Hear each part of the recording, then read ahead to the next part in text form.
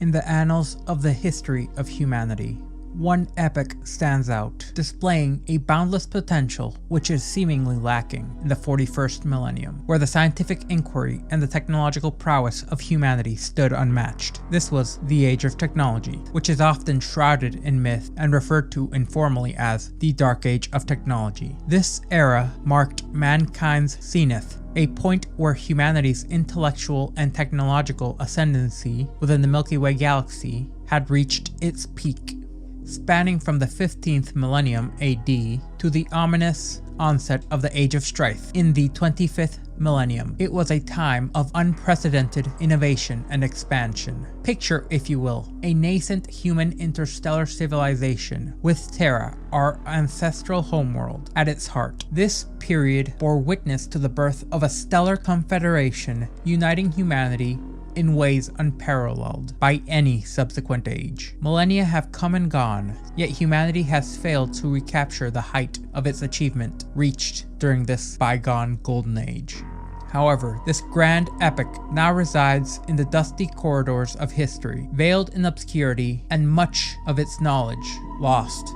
What was once common has now become enigmatic legends, their veracity shrouded in darkness. The Dark Age of Technology, for all its scientific marvels, left a dark legacy, a legacy steeped in the horrors of the subsequent Age of Strife. Technologies born from brilliance were wielded as instruments of devastation, plunging countless human-settled worlds into an unremittent suffering, the likes of which would not be seen for millennia. In the wake of such calamity, innate suspicion towards reason, progress, artificial intelligence took root amongst humanity.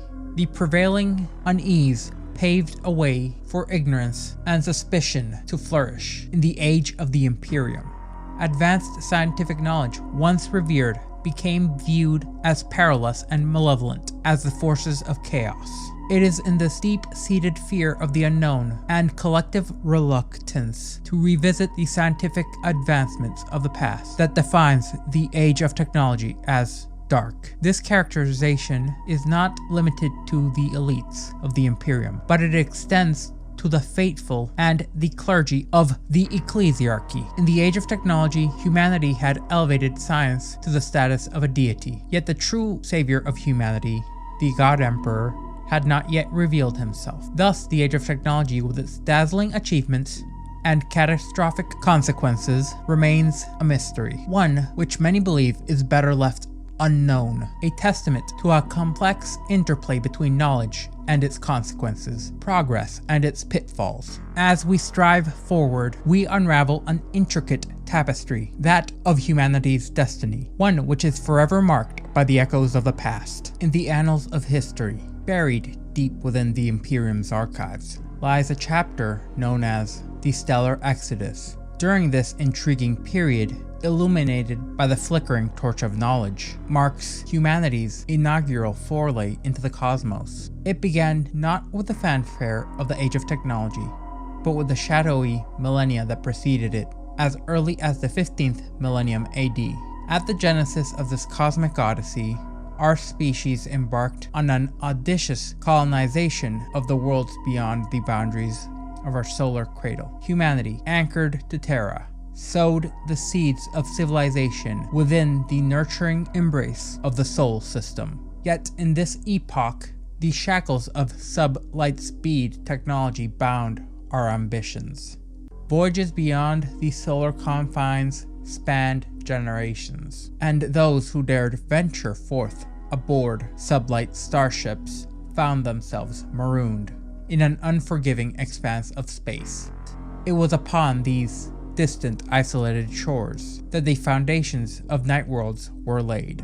These worlds owed their existence to the Long March vessels, each self-contained ark bearing the blueprints of formidable combat walkers, which would later be known as knights. These mechanized giants were the stalwart defenders and the tireless laborers of these nascent colonies. But trade amongst these stars was at the time an unattainable dream. The vast gulfs of space severed the fragile threads of interstellar commerce. leaving each colonized star system to its own devices. They were islands amidst a cosmic sea, cut off from their mother planet, Terra. Isolation bred self-sufficiency, a crucible of survival where each star system would forge its own destiny. The crucible would give rise to distinct languages, cultures, technologies, evolving in splendid isolation from one another. These worlds, though distant kin, grew apart, each nurturing their own unique identity. Yet the enigma of the stellar exodus still lingers. How did these courageous pioneers endure isolation? What technological secrets had allowed the night worlds to hold against the odds? Buried in their cultural tapestries and legacies, these questions seem to defy simple answers, yet they beckon us to delve deeper into the pages of the Imperium's, nay, humanity's history. As we embark on this quest for knowledge, we unravel the untold mysteries of humanity's earliest steps into the boundless cosmos. As we continue our exploration, we come upon a pivotal chapter due to the advent of the warp drive, a technological marvel that marked the true dawn of the Age of Technology. It was a marvelous leap forward, occurring sometime during the 18th millennium AD, when human ingenuity unlocked the secrets of the warp drive, along with the protective cocoon of the Geller field. Human spacecraft, once bound by the constraints of light speeds, now possess the means to travel the cosmos with unprecedented swiftness, an incredible leap forward made possible by their newfound ability to navigate the treacherous currents of the Immaterium, an extra-dimensional realm commonly known as the warp. Here the laws of physics bent and bowed, and the vast interstellar distances became mere stepping stones in the grand cosmic design.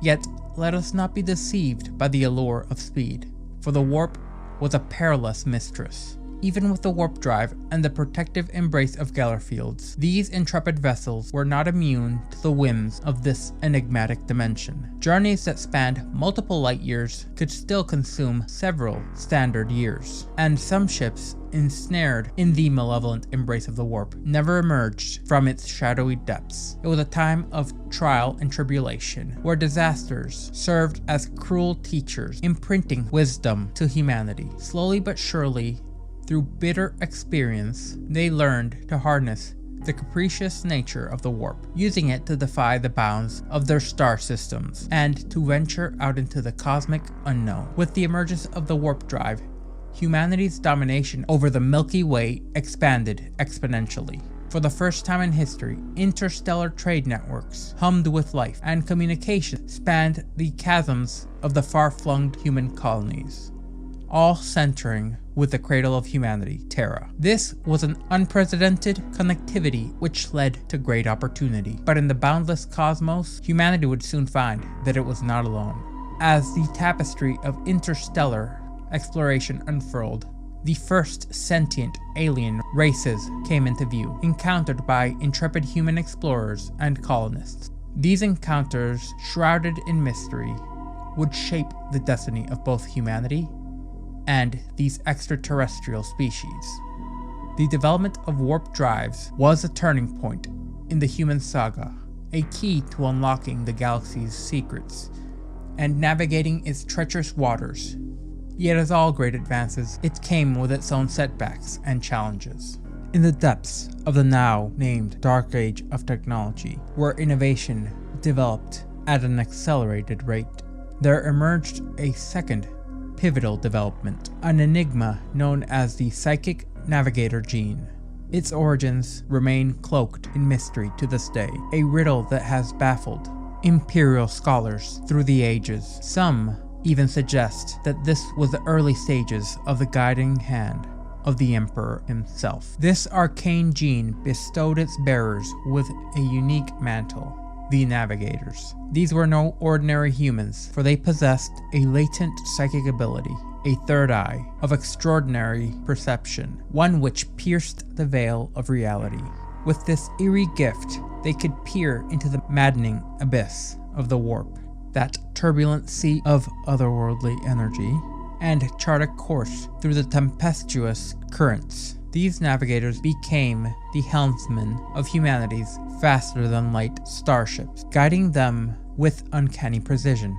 Imagine the possibilities unlocked by these psychic navigators. With their aid, human spacecraft could now embark on longer, more precise warp jumps, leaving behind the uncertain reliance on computer navigation within the chaotic realm of the Imperium. As the centuries unfurled, navigator families, initially beholden to the industrial trade syndicates, began to wield their power and influence as autonomous forces. By the 19th millennium, they were the custodians of cosmic knowledge, the masters of the ethereal sea, and they played a pivotal role shaping the fate of humanity amongst the stars.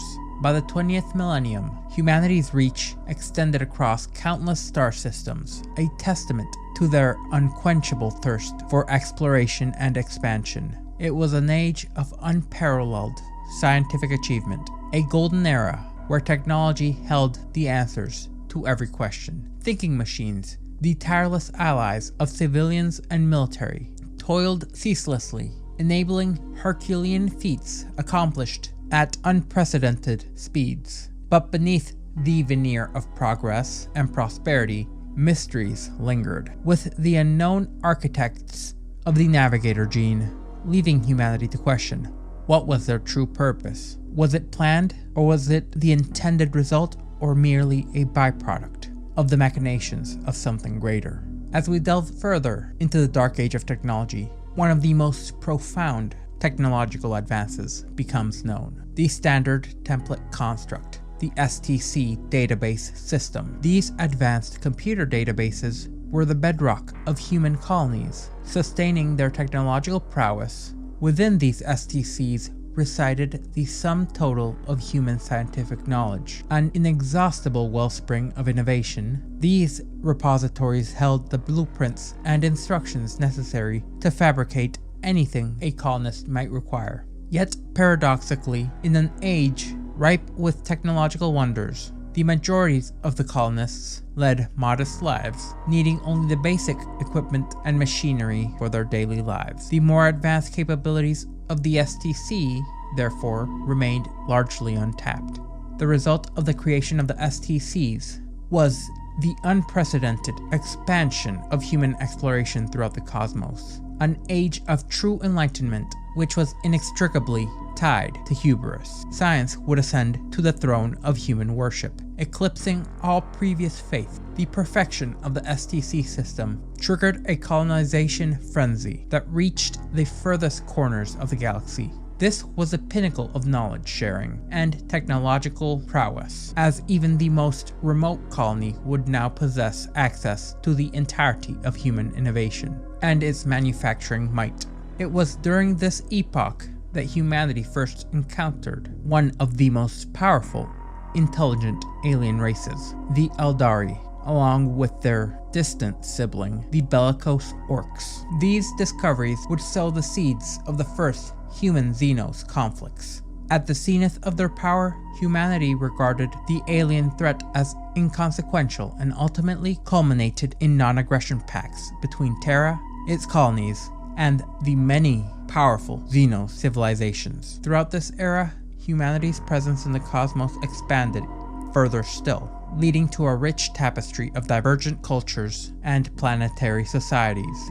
Records would bear witness to wars, but none posed an existential threat to human space. Amongst surviving records lie lists of long-extinct Xenos adversaries, alongside the more familiar names such as the Aeldari and the Orcs. As planets grappled with overpopulation, innovative construction materials like plasteel, ferrocrete, and rockcrete paved the way for colossal cities. These would be the progenitors of future hive cities and hive worlds. And with the advent of warp drive, interstellar transportation, commerce, and communications flourished. Human colonies would quickly forge political unity with Terra, creating an interstellar government. Yet the nature of this unified authority remains obscured within the various surviving records that are still accessible. But it wasn't just technological progress that defined this era. It was also a time of mystical emergence.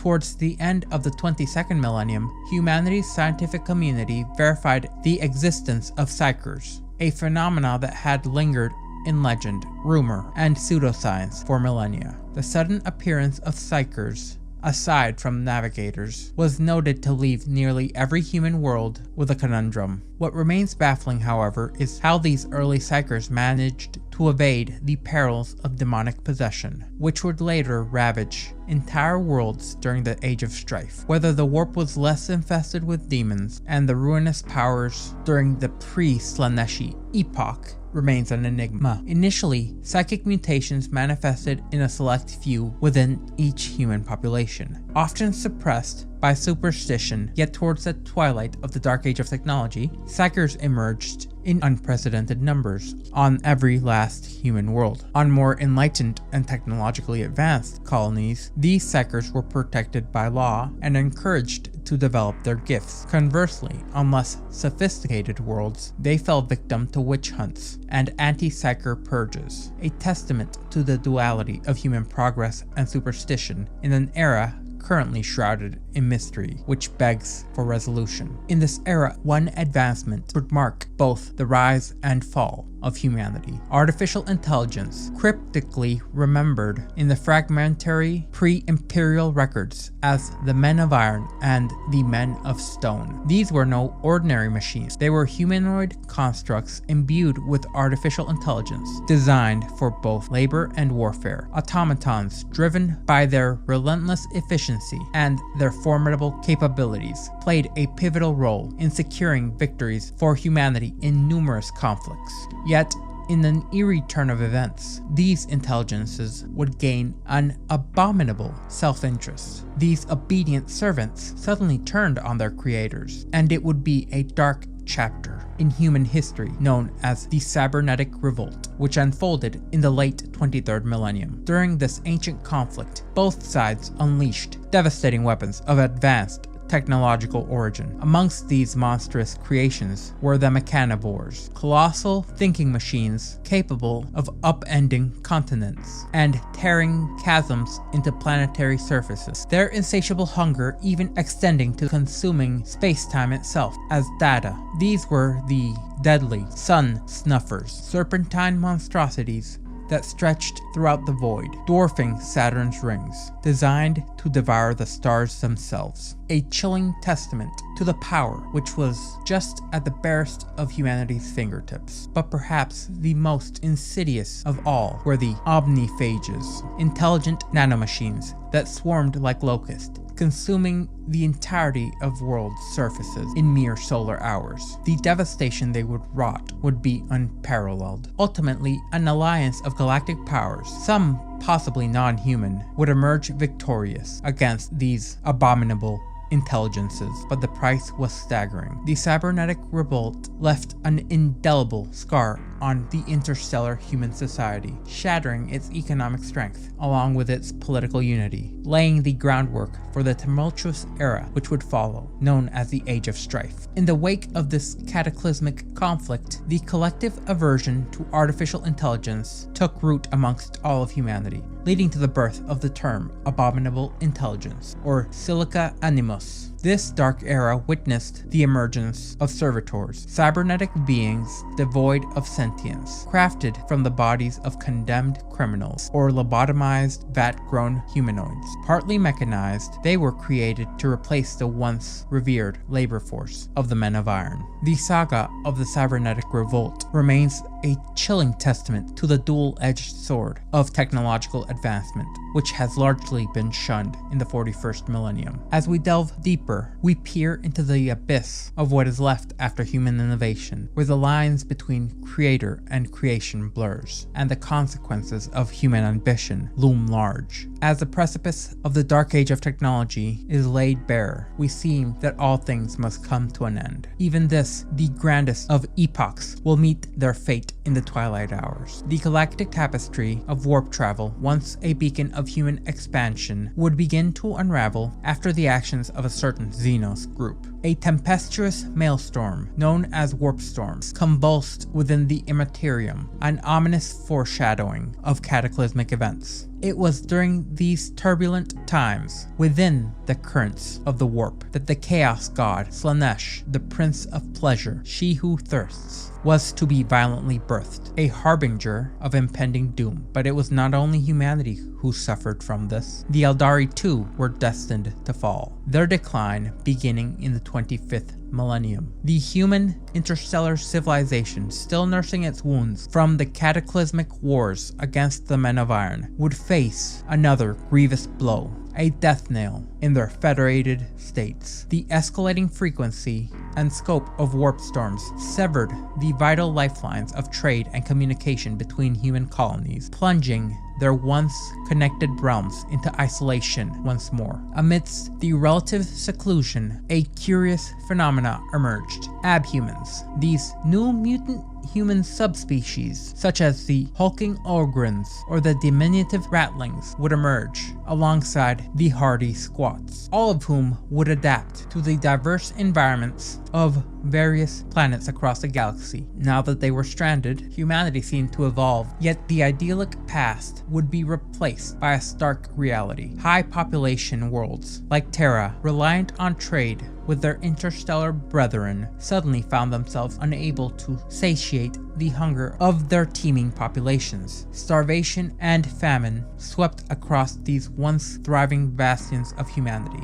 and much like throughout the rest of human history, these would cause conflicts and further still, wars. In this tumultuous era, the nascent human psychers, fresh to their newfound powers, stood as vulnerable neophytes. They teetered on the precipice at a constant risk of being consumed by demons or other malevolent entities, such as the enslavers, which were unleashed upon reality via the warp storms that were now all but ever present. The once unified interstellar human civilization, now marred by unrelenting isolation, imposed by the impossibility of warp travel, fragmented into isolated star systems and distant worlds. Demonic possession ran rampant instantly amongst psyker populations, deepening the interstellar isolation. The once great tapestry of human achievement became unraveled, descending into a bleak era marked by regression and exceedingly worsening forms of barbarism. The echoes of this chaotic epoch still ring through the annals of history as the Age of Strife would commence. This was a testament to the fragility of human progress and the inexorable, unforgiving march of time.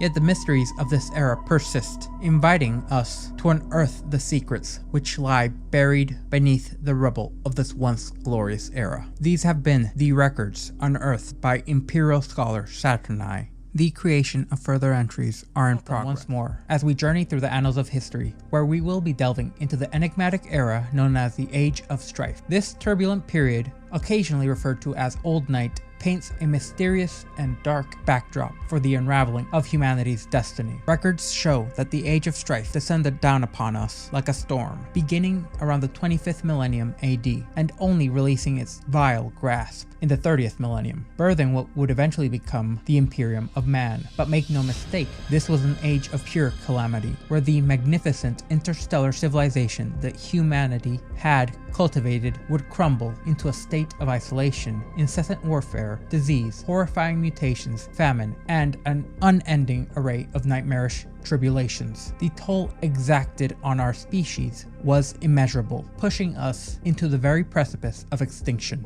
Now here's where things get intriguing. The official historical records of the Imperium offer us scant details and hazy dates regarding the Age of Strife. Why, you may ask? Well, this is due to a combination of time's inexorable march, erasing records, along with the sheer chaos that reigned during that era, and more dangerously to record, the deliberate suppression of information via various imperial authorities. Their motive, it appears to be an attempt to shield the Imperium's populace from the unsettling truths about the unbridled power of psychers gone awry, and the insidious incursions of the warp's demonic entities, which have plagued numerous human worlds, and even scarred holy Terra itself. It was in response to this unrelenting nightmare of suffering and loss that the Emperor embarked on his quest to unite humanity under his enlightened rule. The seeds of this unification were sowed during the Unification Wars on Old Terra, commencing in the late 29th millennium. The Imperium as we know it began to take shape during this turbulent period, but the scars of the Age of Strife run deep and cast a long shadow on the Imperium's psyche. The horrors and the immense death toll shaped our very culture itself. These unspeakable tragedies, combined with the traumas of the Horus Heresy, gave birth to the Imperium's unwavering distrust of outsiders, its vehement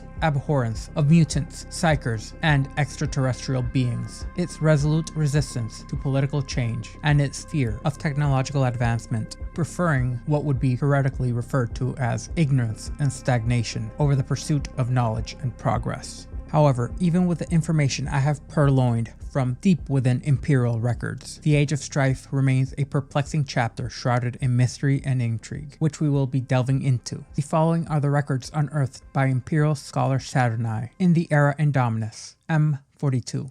In the grandeur of the Dark Age of technology, humanity ascended to heights unparalleled through scientific and technological prowess. Central to this ascent was a standard template construct, or STC, a magnificent repository of schematics and knowledge encompassing the entirety of humanity's collective technological advancements. Crafted to perfection by visionary scientists and engineers, the STC catalyzed the uncontested surge of humanity's dominion across the galaxy. Yet lurking in the shadows of this golden age were the enigmatic men of iron, abominable intelligences which now exist solely within the realm of Imperial folklore. Records show that these formidable automata proved instrumental in securing numerous victories for humanity during their interstellar conquest. However, the saga took a sinister turn as the sentient machines, for reasons yet unknown, turned against their creators. As the Dark Age of technology drew to a close, humanity was then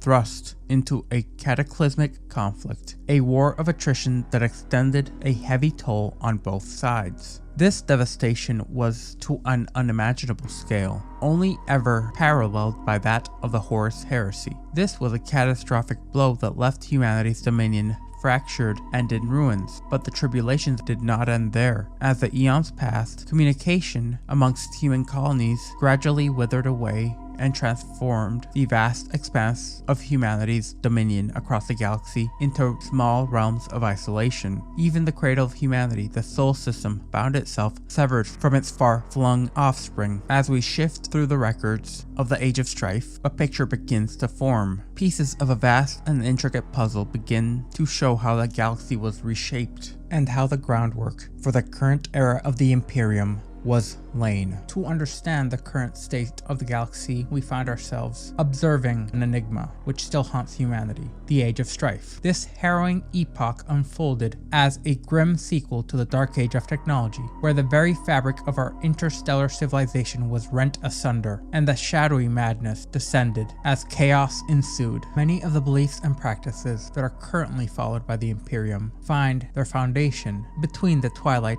of the Dark Age of technology and the eerie beginnings of the Age of Strife. This was when the emergence of psychers occurred. These individuals gifted with psychic abilities were often prosecuted by many of the more regressive and backward human worlds, where they were labeled as witches and subjected to brutal persecution. However, in enlightened and more progressive societies, these psychers found refuge and acceptance, at least initially. However, the initial tolerance for these psychers would prove to be a double-edged sword. As the Age of Strife unfurled its malevolent banner, countless numbers of human worlds would succumb to the insidious predations of demons and other warp-spawned entities. These malevolent beings used and possessed weak-willed psychers as gateways into the physical realm, plunging entire planets into the abyss of the nightmarish horrors they spawned, erasing eons of both cultural and technological advancement. However, only those worlds that had ruthlessly spurned psychers would manage to cling to survival amidst witnessed this tumultuous tempest of the Dark Age, laying the groundwork for the abhorrence of the Witch in the current Imperium. And so, as the Age of Strife descended upon humanity, interstellar human civilizations crumbled in a maelstrom of madness, demonic possession, anarchy, and unending civil warfare. Once the mighty weapons of the Dark Age of technology were unleashed upon humanity itself, apocalyptic devastation consumed human colonies. Once verdant paradise worlds, such as Baal Secundus, were transformed into irradiated deserts and nightmarish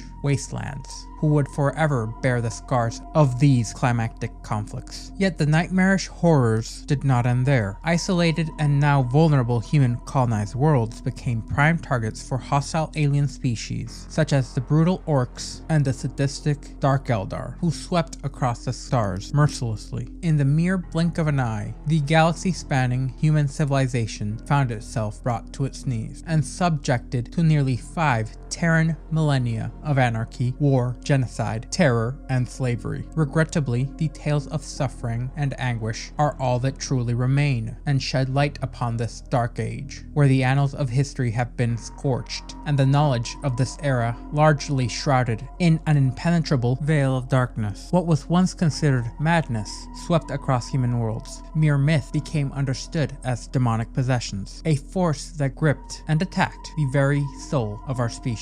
To compound the horrors, a warp storm of an unbelievable size enveloped vast stretches of the galaxy, rendering travel through the warp perilous and nearly impossible. It seemed the stars themselves conspired to isolate countless planets and civilizations. Amongst the victims of this upheaval, the jewel of humanity, Terra, suffered an incredibly dire fate. Dependent on the resources from other worlds to sustain its colossal population, it was plunged into an abyss of famine. To make matters worse, predatory alien races, most notably the orcs, sensing humanity's vulnerability, descended upon the human colonized worlds, leaving what little remained devastated in their wake. Humanity now found itself embroiled in a horrible trifecta of conflict against itself, malevolent demonic entities from the warp, and marauding alien hordes who had once coexisted with humanity. The Age of Strife unfolded in an unprecedented way, yet amidst this abyss of despair, there were isolated pockets of human civilization which managed to defy the prevailing darkness, who clung to survival and even flourished in some instances. These resilient worlds and star systems achieved self-sufficiency in almost every vital aspect, carving out a fragile existence in this tumultuous age. Sublight travel, though fraught with peril, remained a lifeline, facilitating trade and resource sharing between colonies. Occasional warp jumps were still possible, though dangerous, as the tempestuous warp storms waxed and waned, allowing for fleeting glimpses of connectivity. Some fortunate star systems lay within close proximity to each other, giving rise to pocket empires, small enclaves of relative stability amidst the chaos. Notable amongst them was the domain of the Intrax and other homeworlds of humans or human-like variants, such as those of the Squats. As records continue to unveil what occurred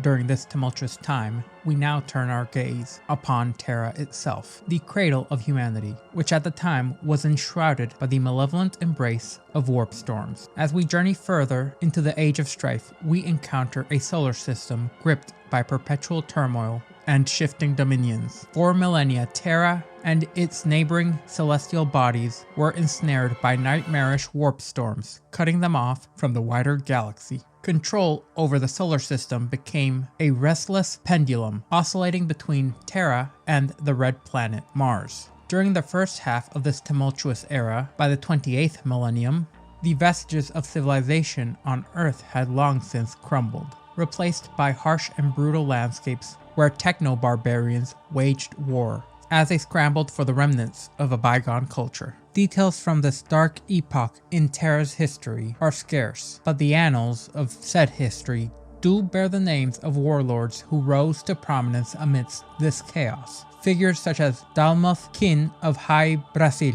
Calagan of Ursh, Cardinal Tang of the Yindosic bloc, the enigmatic, half-mad, half-genius Nathan Doom of the Pan-Pacific Empire, along with the formidable Dalian Shan. All these figures etched their names into the annals of this age through sheer force and barbarity.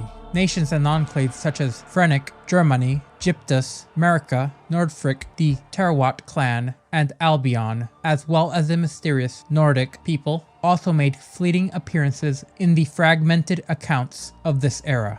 As records show, Terra, the jewel of our solar system, became an unending battleground for warlords and techno-barbarian hordes. As power shifted like the sands of time, it would only be with the emergence of a great warlord, a figure destined to be known as the Emperor, that Terra took a monumentous turn, and this would occur through his utilization of the first genetically modified human armies, who were little more than a force of enhanced techno-barbarians, which he would embark on a campaign to conquer the planet and lay the foundation of the Imperium. Yet during the early days of the God Emperor's quest, as he formed his dominion, a malevolent twist of fate would occur. His genetically engineered warriors, the Primarchs, who are the basis for all the Space Marine legions, were mysteriously spirited away by the influence of the insidious Chaos Gods. Although they could not directly obliterate the infant Primarchs, the dark entities managed to scatter them across the galaxy. However, holding on to DNA samples from these formidable leaders, the Emperor was able to craft warriors in order to initiate the Wars of Unification, employing the earliest versions of what would eventually lead to the creation of the Space Marines, beings known as the Thunder Warriors, who would fight with the legendary Custodes in the unification of Holy Terra.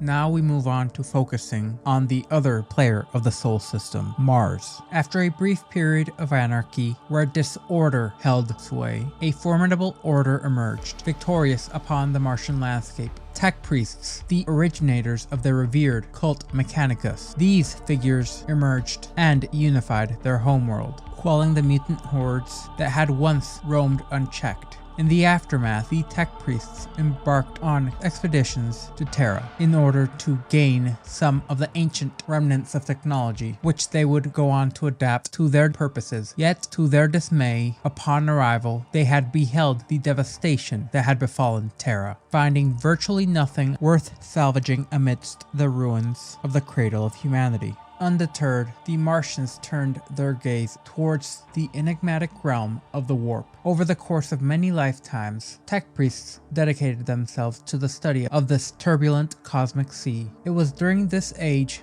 that they developed the idea to discern the subtle ebbs and flows within the tempestuous warp storms that had isolated the Sol system as a means to further explore the galaxy and retrieve vital technology. For over a millennium, the cults on Mars observed the celestial dance of warp storms, and whenever there was a fleeting respite, they wasted no time sending countless expeditionary forces comprised of thousands of servitors and tech priests into the unknown. And while some of these ventures disappeared, others met their fates on distant and unfamiliar worlds. Yet there were those who succeeded and would end up establishing the forebearers of Forge Worlds, mirroring the technological prowess of their Martian progenitors. Throughout this tumultuous era, fragmented messages were transmitted back to Mars, but their grand reunion would remain elusive. It was not until the beginnings of the epoch known as the Great Crusade that the various Forge Worlds and Mars itself would be drawn together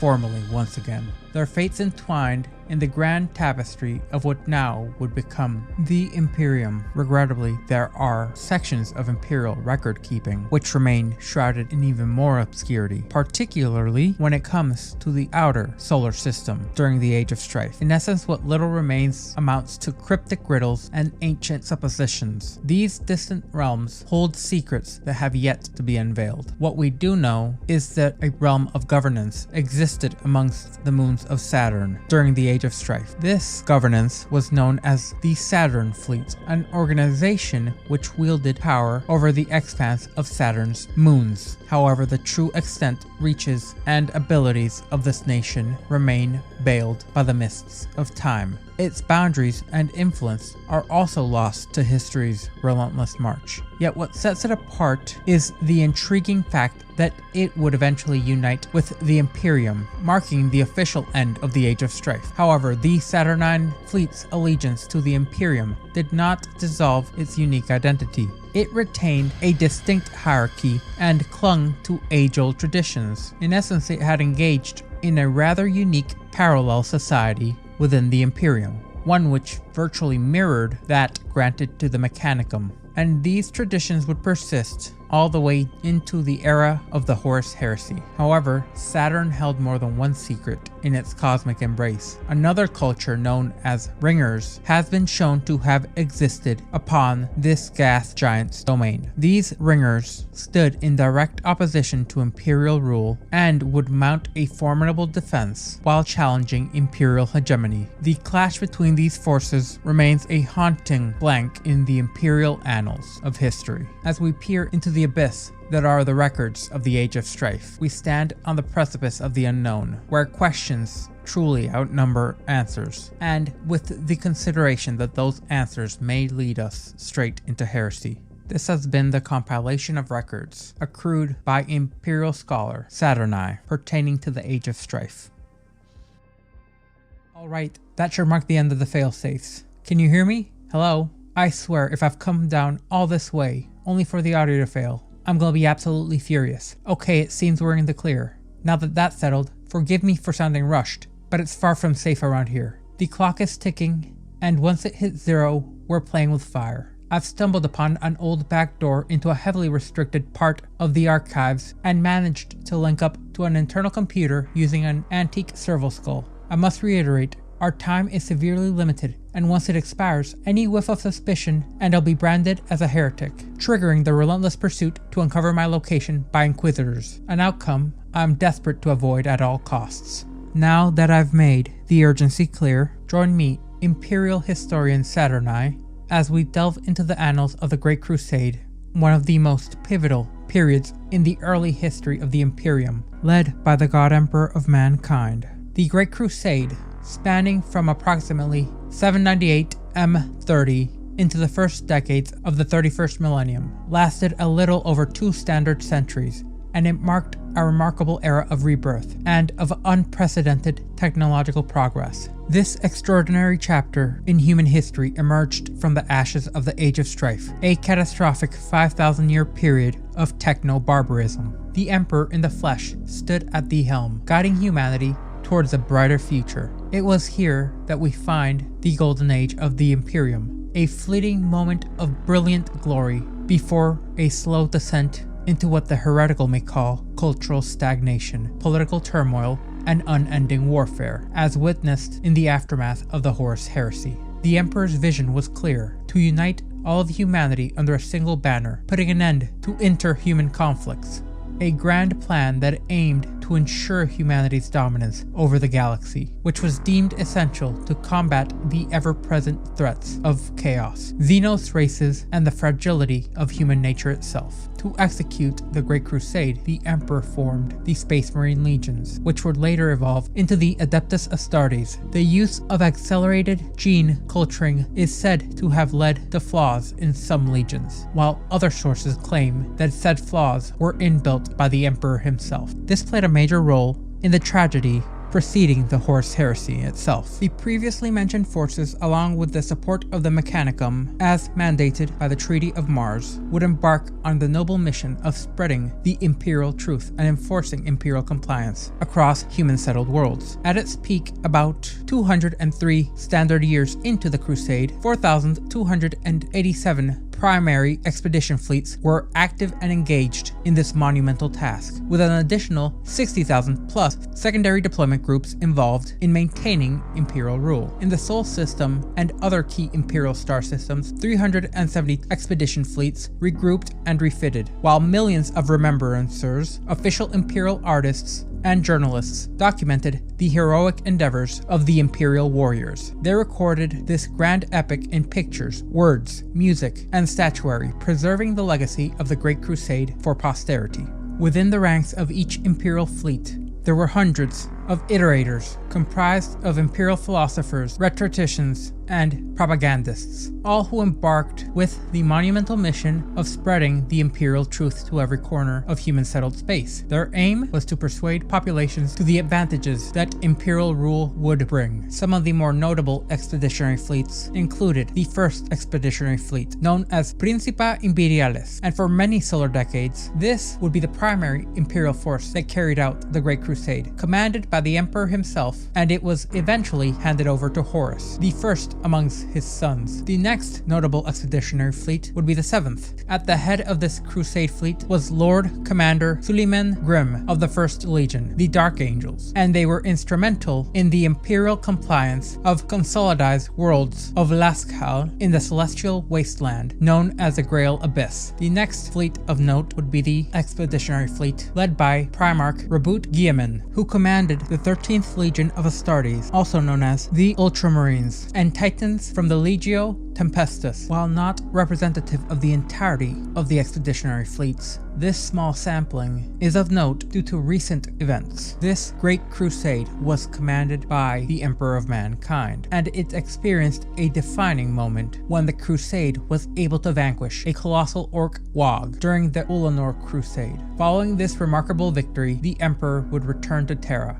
embarking on a top-secret project deep within the Imperial Palace. His goal was nothing short of groundbreaking, the opening of an interdimensional portal into the Aeldari Webway. This bold endeavor would bind the Imperium as never before and offer a respite from the perils of the warp. In a monumental decision, the Emperor appointed his favored son, Horus, Primarch of the Luna Wolves Space Marine Legion, as the Imperial Warmaster. Horus was vested with the full authority to steer the Great Crusade as he saw fit, including commanding his fellow brother Primarchs and their legions. Simultaneously, the Emperor would lay the foundation for the Council of Terra and the Imperial Bureaucracy, the precursors to the Senatorum Imperialis and the Adeptus Administratum. These institutions marked a shift from the Emperor's role as ruler and regent of humanity to a government better aligned with the needs of the Imperium's common populace. However, the Emperor's panache for secrecy birthed the simmering tensions amongst certain Primarchs. Ultimately, this weakness would be exploited by the ruinous powers, leading to the corruption of 9 Primarchs and their legions into the service of chaos. This dark turn of events ignited the cataclysmic civil conflict known as the Horus Heresy, signaling the end of the Great Crusade and the Golden Age of the Imperium. From that fateful moment to the present, in the late 41st millennium,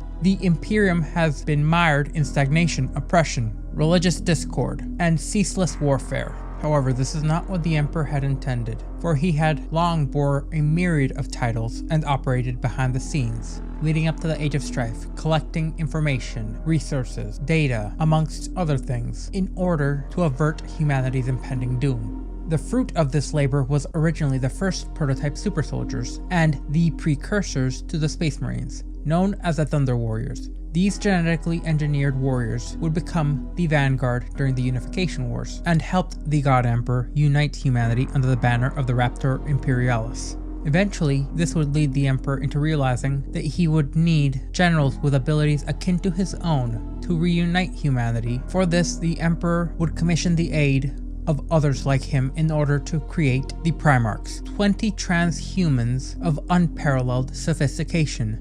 These superhuman beings, fashioned using the Emperor's own genetic code, would eventually become destined to lead humanity's unification. Yet, unfortunately for the Emperor and humanity, the ruinous powers were threatened by the Emperor's designs and managed to breach the protective barriers around the Emperor's hidden gene laboratories. With sinister intent, they spirited away the unborn Primarchs, scattering them across the galaxy and tainting some with the corrupting influence of chaos. However, in another iteration of these records, Erda, the woman who was used as a template for the mother of the Primarchs, seeing the designs of the Emperor, attempted to spare her children the plight of being turned into weapons of war by scattering them across the galaxy. However, regardless of which telling is true, the Emperor would shift his tactics while maintaining his unwavering goal by harnessing the remaining genetic material and using it to cultivate thousands of sets of gene seed, each held a set of 19 distinct organs intended for the implantation into the bodies of adolescent human males, in a process that would ultimately transform them into the first true Space Marines, known as Astartes, in honor or slight to Amar Astarte. As time would go on, the Emperor would raise 20 legions of Astartes, each bearing gene seed organs crafted from the DNA of a Primarch. The Emperor would orchestrate the transformation of many individuals from the population of the newly unified Terra, in a painstaking process spanning years. Now operating under new conditions, the God Emperor would encounter a formidable obstacle in his path to the reunification of humanity. This would be the Mechanicum Empire of Mars, and the devotees of the cult Mechanicus, who had long maintained their independence, and their domain over the Red Planet was characterized by a distinct sense of autonomy. However, rather than resorting to outright warfare like he would at a later date with other civilizations, or wielding the outright threat of violence, he used the allure of groundbreaking technologies and their faith in order to form an alliance with the Tech Priests. This historic partnership would be born in the 30th millennium and would lay the foundation for the burgeoning Imperium of Man. Despite his reservations about Tech Priests and their strong adherence to religion, the God Emperor realized the invaluable asset the Mechanicum was. Mars boasted Grand Manufactura, spewing forth unrivaled mechanical output alongside the hoarded wisdom of ancient technologies. These assets were essential in constructing the military force required for the grand undertaking of reunifying humanity across the galaxy. For their parts, the Tech Priests perceived the Emperor as a being of remarkable scientific knowledge and technological prowess, bearing the mantle of the Omnissiah, a living avatar of the machine god in the mortal realm.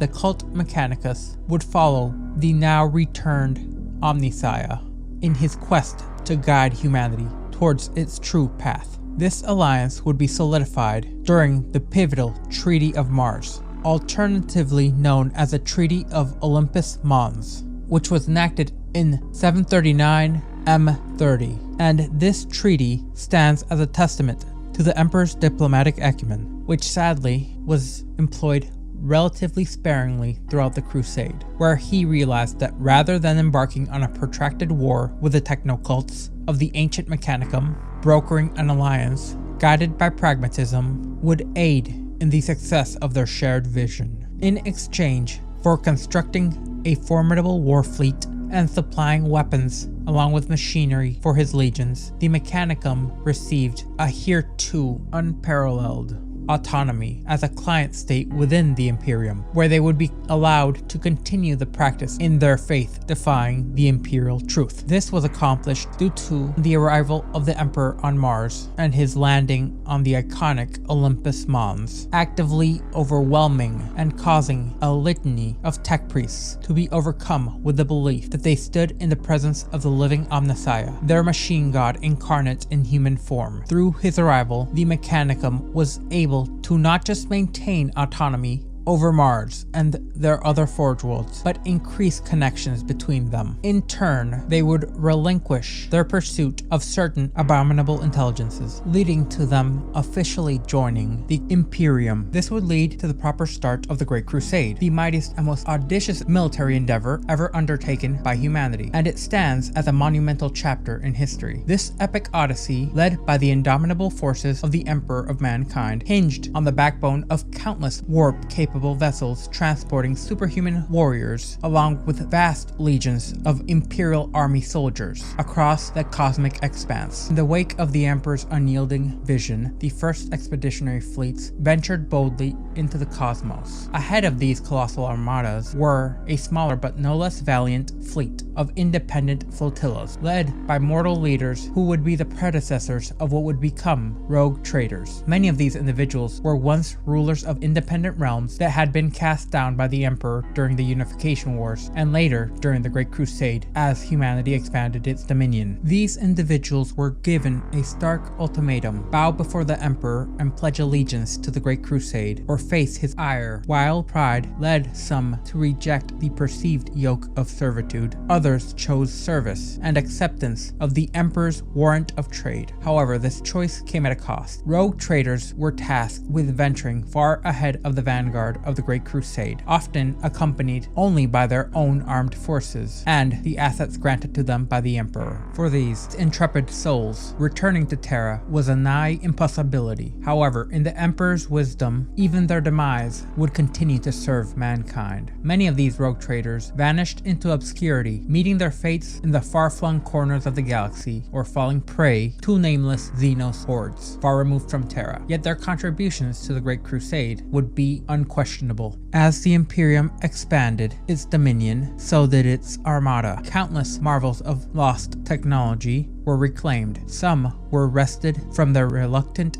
custodians. Others were willingly surrendered as tribute to the master of mankind. Amongst these vessels were unique creations, constructed through means that even the most adept of the Adeptus of Mars could not hope to replicate. The Terminus Est, the Nicor, the Marvelous, and the Phalanx, to name a few. Additional patterns and classes were also crafted and replicated, as each branch of the Imperium's military developed its own distinctive array of warships. The warships of the legions Astartes were often purpose-built for planetary invasions, supporting robust prow designs and resilient armor plating that harnessed some of the most devastating weapons ever created. Beyond functional necessity, each fleet aligned with the nature of the Legion, whether it be the sleek black raiders of the Raven Guard, the ornate crimson and gold battlecruisers of the Blood Angels, and the Aura-steel behemoths of the Iron Warriors. Each ship reflected the essence of their legion. The broader naval forces of the Imperium, known as the Armada Imperialis, consisted of a vast array of warships, each tailored for different roles in the void. Battleships, colossal engines of destruction, boasted forward-facing armaments and broadside batteries. Sleek destroyers and agile warp runners provided swift and deadly support, while vigilant peak fighters and formidable star fortresses patrolled the cosmic realms. These were complemented by an array of transports, arcs, conveyors, and supply ships, as well as the forces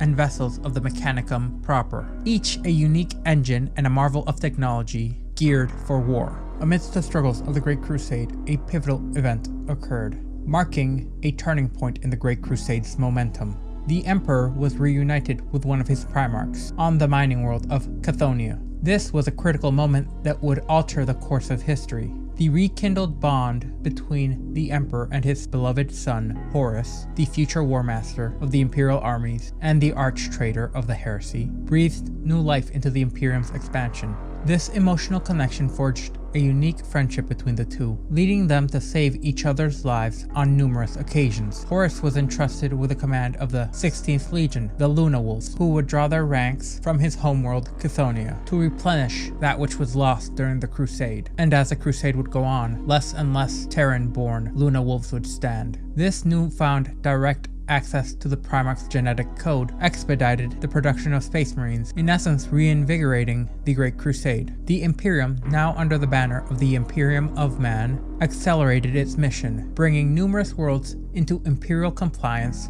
through diplomacy or, when necessary, conquest. As time passed, all the Primarchs were rediscovered, with the exact order of discovery somewhat obscured in Imperial records, as Horus officially stood as the first rediscovered Primarch, while Alpharius of the Alpha Legion was claimed to be the last. Rogel Dorn is concretely known to have been the 7th Primarch found, while Lionel Johnson emerged from the death world of Caliban after Leman Russ of the Space Wolves was recovered on Fenris. Magnus the Red of the Thousand Suns was uncovered on Prospero before his brother Lorgar of the Word Bearers. Angron of the World Eaters was reluctantly saved from his homeworld of Nuceria following the recovery of Perturabo of the Iron Warriors. The Great Crusade expanded further still now that all the Primarchs had been rediscovered. The compliance of New Worlds meant access to the resources, enabling the construction of more starships and the marshalling of vast forces to sustain this monumental effort. With all the Primarchs discovered, it also meant that the production of Space Marines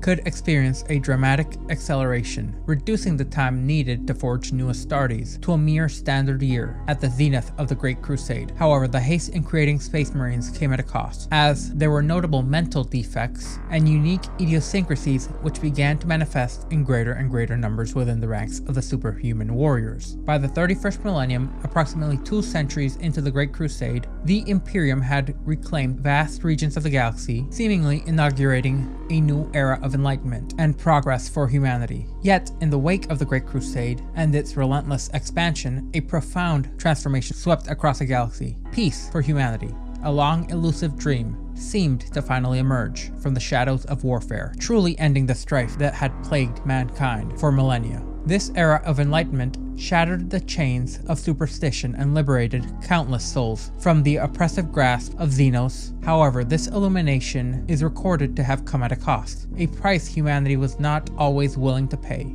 To guide humanity into the light, it is often necessary to be forceful, as humanity will fight, kicking and screaming as it is dragged into the light and out of the darkness, resisting the allure of truth for the comfort of ignorance. The Emperor, the unifying force behind Terra's newfound harmony, it seemed, had begun to achieve his goal not primarily through diplomacy and alliances, but through the massing of armies. The pursuit of enlightenment and peace came at the end of a blade, and inextricably was linked to the shedding of blood. This harsh reality defined the Pax Imperialis, and as the Great Crusade ventured into the cosmos, it carried this enduring truth with it. The struggle to attain universal peace was not limited to overt acts of war, however. The enemies of the Imperium were multifaceted, with some harboring treacherous intentions in their hearts, hiding behind masks of loyalty, while sowing discord. Covert tools and agents became instruments of the enforcement of the Imperium's ideals. Even within the legions, select individuals wielded ancient and nearly forbidden weapons. These shadowy forces were the vanguard of the Imperium's pursuit of peace, often operating in the shadows in order to maintain order and protect humanity's lofty vision. For the Emperor, the ends did truly justify the means in the pursuit of his grand dream. He understood the urgency of uniting mankind and preparing for an uncertain future, one in which the malevolent Chaos Gods might one day unite to thwart his plans. Records show that his pursuit for universal peace at any means was driven by the Emperor's own profound foresight and awareness of the machinations of time and destiny. As the Imperium expanded and the Great Crusade's forces dissipated into numerous expeditionary fleets, the once unbreakable bonds between Primarchs and their Emperor began to fray. These fleets separated from one another for solar decades, creating physical and emotional distance that strained their connections further still. It was during this period that troubling developments began to truly arise. Two legions, the Night Lords and the World Eaters, became infamous for committing increasingly horrific atrocities during their conquests of new worlds. The noble pursuit of knowledge by the Thousand Sons Legion took a dark turn as they succumbed to the seductive whispers of Tzeentch, embracing sorcery further and further still. Meanwhile, the Word Bearers and their unwavering religious zeal regarding the Emperor as a divine being led to a profound rift, and when he unequivocally rejected their attempts at worship, the clash would be exacerbated by the Emperor's unwavering commitment to his atheistic philosophy, the imperial truth, which he sought to forcefully impose on all corners of the Imperium. It would later be noticed that the further the expeditionary fleets separated, a significant shift occurred within the ranks. Many of the Astartes and members of the Imperial Army began pledging their loyalty primarily to their respective Primarchs, rather than to the Emperor himself. This growing disconnect between the military forces and the people of the Imperium, who saw their Emperor as the ultimate symbol of unity, went largely unnoticed, especially on Terra. The fractures in loyalty that emerged would set the stage for profound conflicts and betrayals, ultimately leading to a pivotal moment in the unfolding history of the Imperium. In the wake of Horus's triumphant campaign against the largest orc wog ever faced by the Imperium during the legendary Ullanor Crusade, which the Emperor hailed as the most significant victory in the history of the Imperium, led to Horus being appointed as Imperial Warmaster for his exceptional leadership during this campaign, meaning he would be entrusted with supreme command over the Imperium's entire military apparatus, encompassing Space Marines, Imperial Army forces, and the vast legions of starships humanity had mustered. However, even as this new chapter of unity was celebrated, shadows of uncertainty began to lengthen. The Emperor, enigmatic as ever, disclosed his intention to return to Terra for a classified undertaking aimed at triggering the next phase of human cultural evolution. His plan involved a millennia-old artifact, the Golden Throne, a remarkable psionic augmentation device unearthed on Terra. Its purpose was to open the Aeldari Webway to humanity, enabling instantaneous interconnection between Imperial worlds. This would render traditional starship travel obsolete and eliminate the Imperium's reliance on psychers for interstellar navigation and communication, thus mitigating risks. The creation of a human webway was the Emperor's grand vision, intended to be a gift of unrivaled significance, promising an era of progress and peace once the Great Crusade reached its conclusion. However, his decision to withhold information about this monumentous undertaking from Horus, who had been his closest confidant, and the Emperor's abrupt retreat to Terra with the Great Crusade unfinished, left the Warmaster deeply perturbed. Adding to Horus's discomfort was the fact that not all his fellow Primarchs greeted his promotion with open arms. Angron, Conrad Kurz, Pederabo, and others harbored resentment.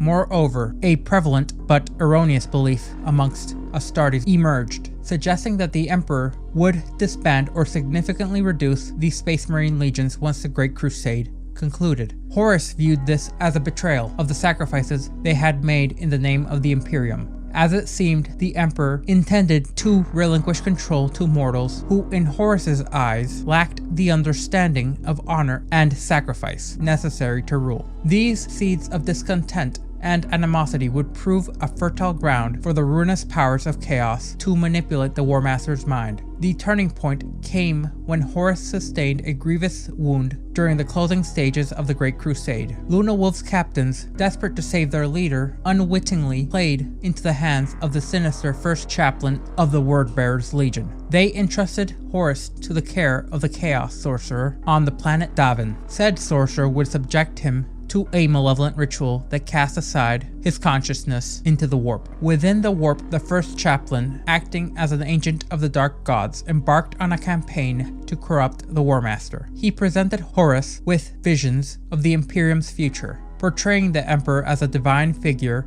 revered by countless pilgrims in grand cathedrals. This spectacle of devotion kindled a burning jealousy within Horus, compelling him to envision a future where he would replace his father as the master of mankind. Upon regaining consciousness, Horus was irrevocably tainted by the warp. He now harbored the sinister ambition to overthrow the Emperor, initiating the cataclysmic Horus Heresy.